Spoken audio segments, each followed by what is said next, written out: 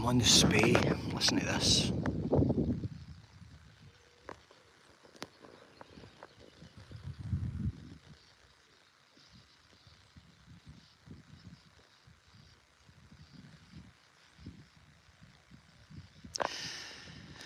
Those little holes all along the bank in there.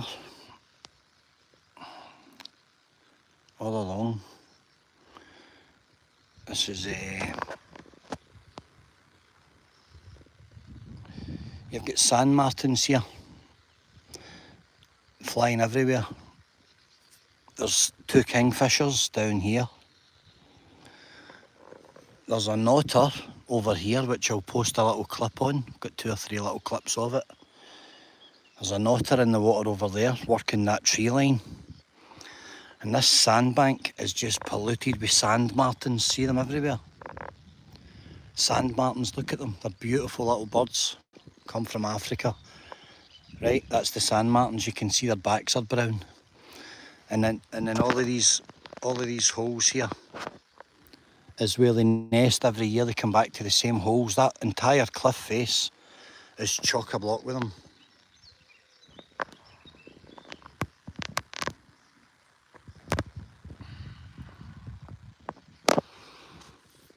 Incredible. So I'm on the Spey, down between Kenna Lake, Aviemore and Grandtown. There's a lot of fry, little pin fry in the river. Every so often you'll see a flash of silver. There's salmon moving through this glade just now, and they're running into the deeper water over there so they can lie in the shade and then wait for a bit of rain and charge on up to the reds. Salmon, sea trout, there's some big brown trout in here. I've got kingfishers over here. I've got hundreds of sand martins, which are incredible little birds to watch. I've got an otter. There's a pair of teal and a pair of widgeon round that corner. What else have I seen? There's cuckoos behind me. There's cuckoos behind me over there in that woodland. You'll hear them singing shortly. Oh, there's a kingfisher just zipped right down there. One of them, I'll try and get them in camera. What else have we got here? These sand martins are fascinating. They're coming in and out, building a nest, and then, you know, grabbing some flies on the wing and straight back in again. Amazing little birds.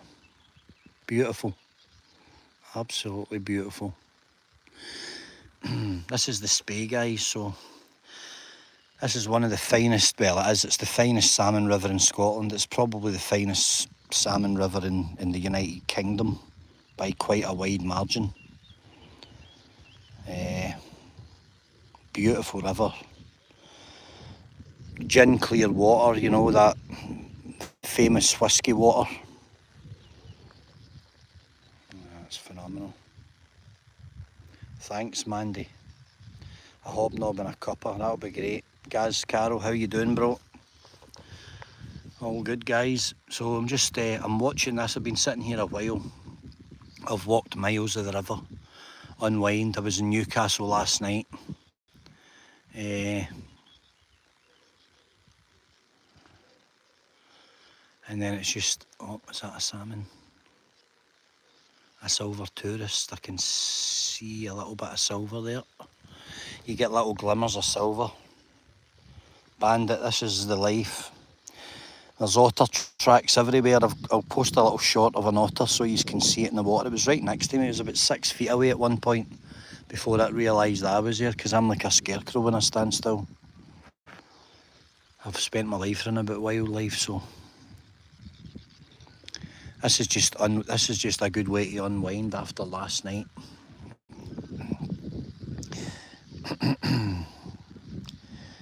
There's geese. There's a lot of geese around. I've seen pink feet, grey lags, Canadas.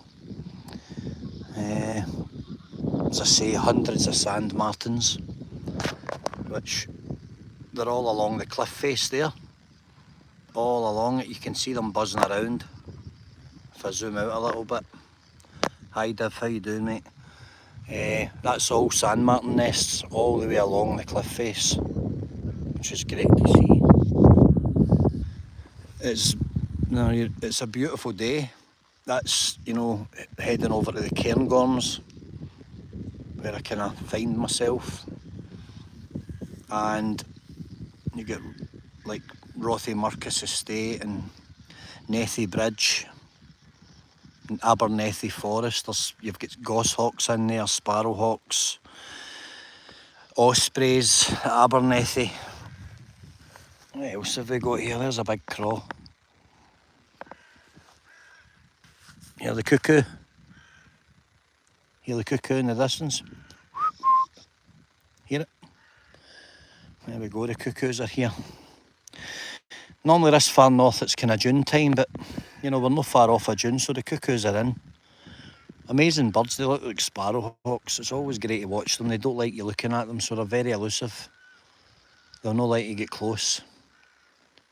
I spent weeks last year trying to get close to them, and they literally, they're so good at throwing their sound because they don't like you seeing them. They're like magpies, you know, and jays. Jays are very elusive. So it's nice to hear the cuckoos. I'm a bit mad for the wildlife. I love it, you know. I've been like this all my life.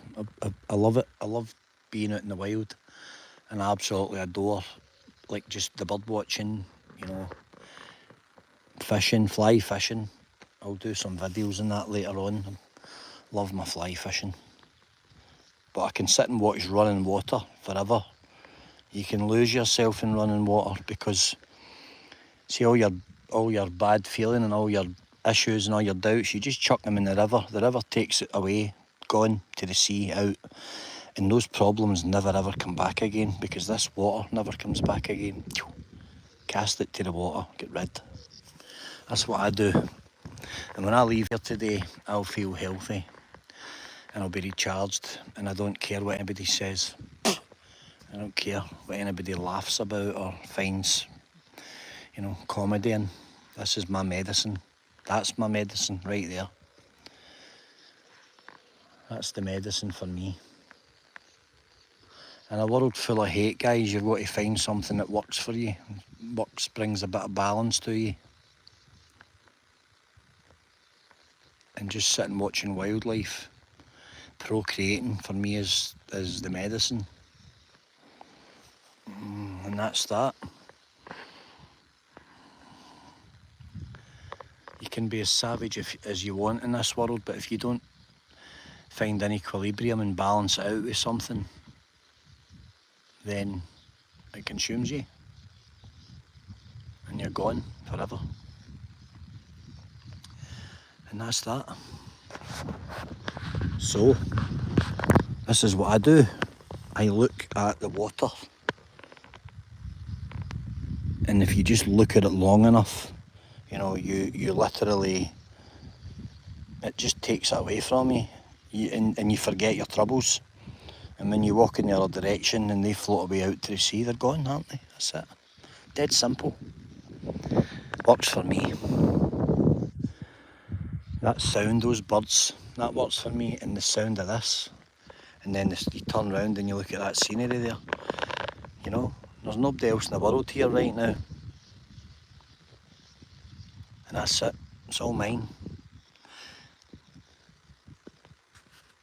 And it's no bothering anybody, is it? So why would you change it?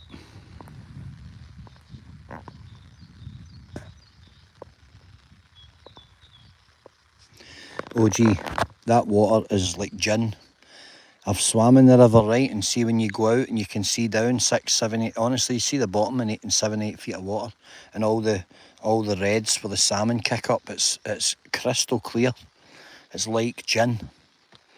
That's why they love it for the whiskey. It's like drinking water. It comes straight off of the cairngorms. You know, there's no effluent. Very, very tight with the Spey about who's putting into it and septic runoff and stuff like that. It's a very clean river, and it needs to be kept that way because it's an incredible water system. I've drank the water out all of the rivers in Scotland, and you know, especially in the Highlands and the Northwest Highlands. They're like tap water. Well, they're way better than tap water. They're like mineral water, I meant to say. Oh gee. So you can see the clarity out there, you know, look down into it and see the gravel. It's looking at gold in the bottom. And I have found some gold, you know, I've got a little pouch, there is a lot of gold in the tributaries of the Spey. A lot of it. Mrs. Adams, I was in Newcastle last night. So I was 10 minutes from like South Shields with Spartan protection. I was out with Fleetwood last night doing a sting. Needs must. Then you've got to find something to balance it, and this is the magic of Scotland for me. This is the Spey, the River Spey, full of salmon, some big sea trout down in the estuaries, down in the brackish water, some huge brown trout. It's got massive dragonflies, damsel, carixa, all the nymphs, all the chronomids. It's got everything. It's got the whole spectrum of feeding in it. It's chocker with freshwater shrimp. There's everything in the Spey. So the fish are huge. You'll see a buzzer hatch every so often and the birds just descend on them and hoover them up. Here's buzzers hatching. All the flies hatching. That's all the buzzers coming up. These sand martins will start coming low down now and they'll hoover them up. Nothing gets wasted. That's the cycle of life. Beautiful. See them on the low water now? That's them because they know the buzzers are hatching. See? Literally like clockwork. They're straight down onto them and they won't waste anything. And when the buzzers hatch, buzzers are like little insects. When they hatch out with their skin, they leave a little clear jacket. It's called a shuck. And they float in the water and they hoover millions of them up, and so do the trout. The birds and the trout compete with them. And the trout is called nymphing. They just go along supping the surface and they just gorge on them and eat millions of them. So there you go. That's the kind of stuff you learn when you're a fisherman and you watch the water and you spend your life fishing. Got a wee bit of lime cordial here in this bottle. Anyway, absolutely amazing. I could honestly sit for hours and just listen to that. What I will do is I'll be on that side, maybe later in the week, and I'll park myself over there and let them get used to me. And I'll probably climb up or put a rope round and abseil down onto the face of that and, you know, try and kind of let them land right round about me and film it, because they do get used to you. You sit there for half an hour, they don't really bother with you. I wouldn't interfere with them too much, but I wouldn't mind getting close and getting some footage, because they're here for a short time. But they're so busy with those nests. There's hundreds of them. As I say, these nests will be, you know, 30, 40, 50, 60, 100 years old, who knows, but they'll have been using that cliff face for as long as it's been exposed like that. You can see the trees breaking off and with the erosion. It's unfortunately just, there's a trout just rose there. It's one of these things that happen. You do get erosion on these big bends, and you can sometimes develop a sandbar and you can have a separate entity of water. It's called an Oxbow Lake. So when the sediment builds up and it actually solidifies and it takes root, it separates a body of water on the outward side of the bend. It's called an Oxbow Lake. That's what you call it. It's an oxbow formation, and it can be a you know, a fishery or an aquaculture all in itself, and it's interesting if you're interested. I'm interested. I'm a weirdo. I like odd things. What, you know, doesn't really, it's not the type of chat you might hear in the pub, but it interests me. I don't care what anybody else thinks. I like to know how things work. I'm naturally inquisitive. I'm like a magpie. If I see something in the water, I want to know how it got in the water. And if I see a rock formation or a particular tree, I want to know how it got there. It's just the way I am, so no apologies here. Well, I hope you enjoyed this wee bit of the Spey. It's deep. Davy Milne, how you doing, bro? So this is in the inward side of the big bends, it's always shallower. The current pushes along the far side, just the way the water goes, you know, the weight of the flow. And it will scour, especially in the winter time, 3-4 months with the you know, the big deluges pushing through, it will scour that water right out, so you'll always find like a drop off, a sandbar or a gravel bar as we see here, and then it'll drop off and that'll go down 8, 9, 10 feet. It can be deeper in the Spey, there's pools in the Spey 15, 20 feet, but 70-80% of the river is actually very shallow, you know, 2 to kind of 5, 6 feet, that's considered shallow. But that's a deep channel there. Then it'll shallow up because the flow slows down, so the sediment builds up and settles, and then it'll shallow. You'll have a gravel, a runoff, and then going towards Grantown and Spey, it actually drops. There's a little rapid drop, and then it slows down and it's way out to the, you know, the east coast where it hits the salt water. And there's some fairly deep areas down there as well, but on the whole it's, you know, kind of shallow. But it's an amazing river. I'm going to bring the kayak and have a scoot. I'm just doing a bit of a recce and chilling. That cuckoo's going mad over there. So 5 feet, Billy, aye, it's perfect. You also need to remember, rivers are funny things. Like I can tell, right, just because I know rivers intimately, that the deepest part of this section, right, is over there. Right, it's over there. Right there is the. I know that I could literally go across that with an echo sounder and confirm the deepest part is right there.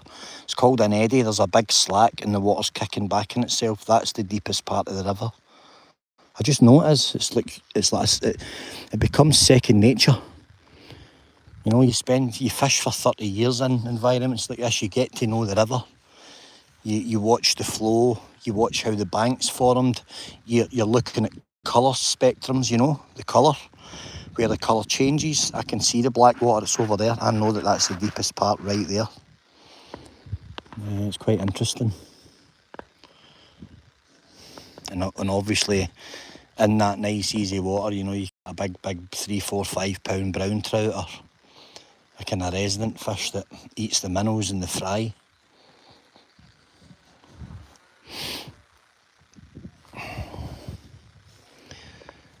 And there you go. Beautiful, beautiful.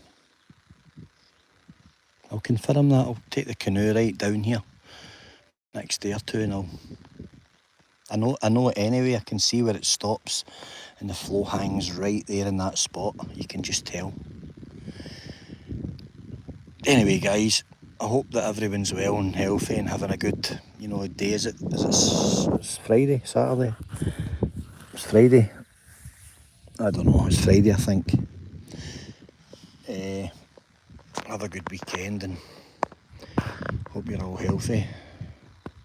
David Haley's talking about pike. David, there is big pike in the Spey. It's kind of unknown quantity.